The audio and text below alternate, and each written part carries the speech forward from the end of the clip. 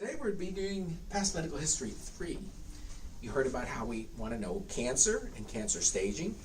We need to know about vasculopathic risk factors and how much control we have.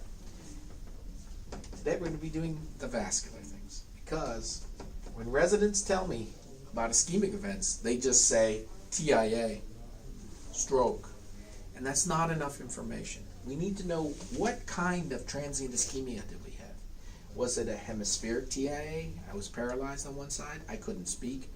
Was it a diplopia event, or was it amaurosis fugax? And writing stroke is the same as a layperson writing stroke. We need to know which side was the stroke, which vascular distribution. Because if you don't tell me this information, I won't know how much is old and how much is new.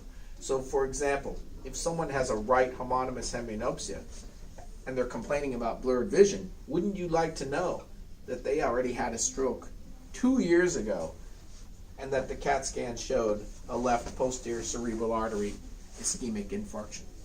And you might be saying, well, can't we just look at the report? And the problem with the radiology reports is they often read as no acute intracranial injury, no acute change. And the patient doesn't realize that the problem is old. And so unless you know that their old stroke was left posterior cerebral artery, you might think that this right homonymous hemianopsia is new.